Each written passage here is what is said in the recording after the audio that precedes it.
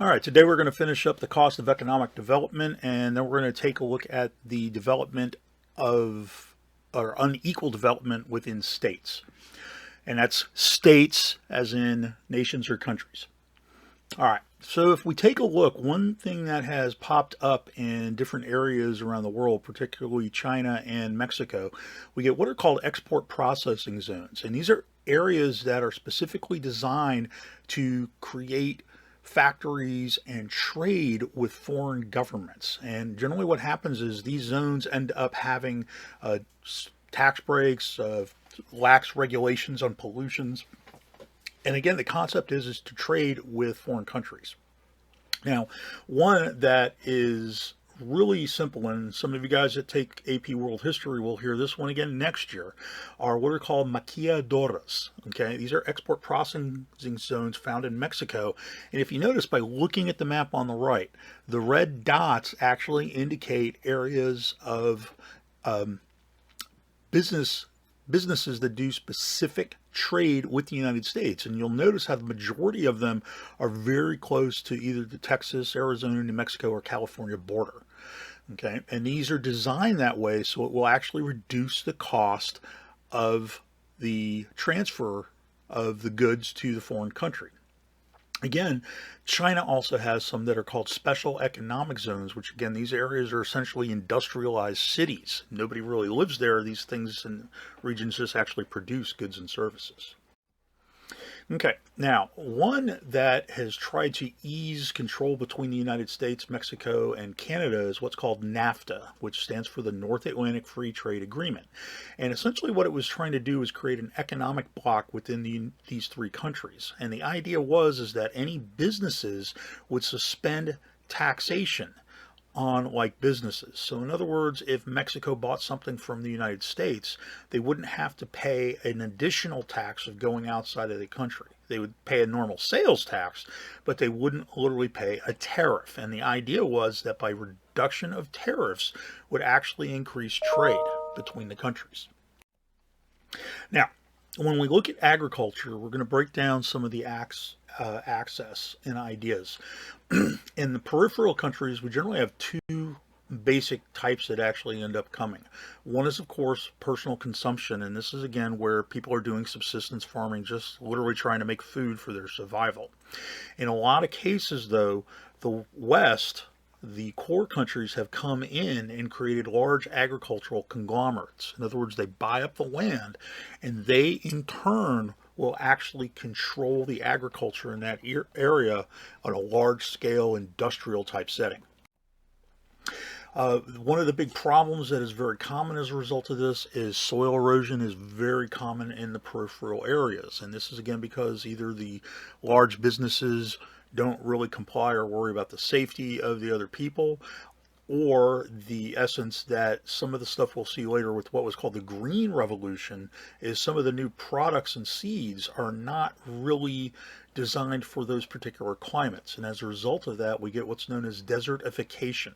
And this is where vegetation and soil erosion can actually end up creating deserts. And we'll see some examples of this a little bit later.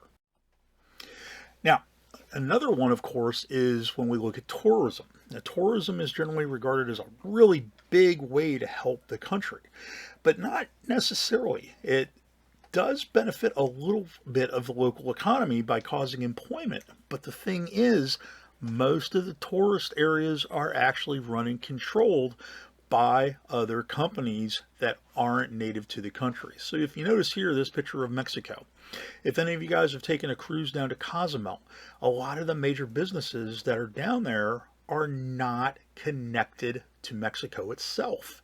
And as a result of that, that means a lot of the money that actually pours into tourist areas in some cases doesn't really go to the Mexicans. It actually goes back to the parent country.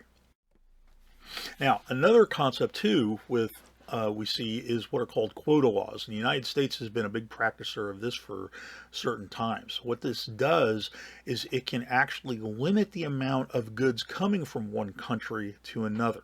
So in other words, for example, you see this little cartoon I have of free trade t-shirts where you have the Chinese guys selling to the Americans, and it says, like them, they were made by our finest imprisoned sweatshop workers.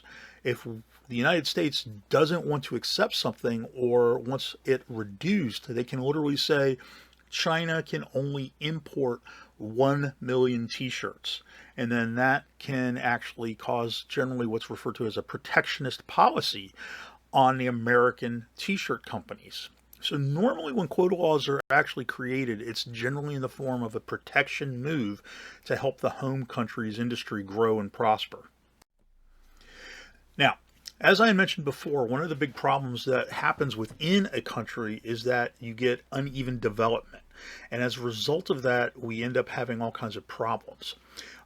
When cities are developed, we generally see a couple of things can actually happen. In most cases, when a city gets large or grows really big, it's either because it's a government center or because it's a corporate center. Now, in most cases, if we're talking overseas, this will lead to islands of development, particularly in our peripheral and sometimes our semi-peripheral countries. In other words, a corporation will start in a big city. People will travel there. If we're looking at Africa, generally men will travel long distances and live there. And remember, they'll send what are called remittances back home to the family to actually survive. And they'll maybe come home maybe once a week or once a month if they can to visit. Now, some ways to kind of combat this, which has been very successful and actually is an excellent investment, are what are called non-governmental organizations that use what are called microcredit programs. Now, what this is, you can see here's a picture of women in India. What they do is they lend women, and it's almost always women because remember, in most of our periphery and semi-periphery countries, we see that the women are trapped in the role of housewife, and that's all they can do. So what happens is the microcredit loan is for, compared to a big business, not a lot of money, like maybe $5,000. And it allows these women to start small businesses on their own. And what will happen is they will repay it with interest. These microloan credits literally have a 98% repayment rate. And normally when you look at the 2%, it's normally because of death. I would say close to like 90% of the 2% that doesn't repay it is because the individual actually dies and is unable to finish completing the business. They are less successful in areas, of course, with really high mortality rates with disease, particularly Africa. Again, with the AIDS epidemic, it will reduce that level. The greater the area, the bigger the problem if it is disease-ridden or a war-torn region like Afghanistan, for example.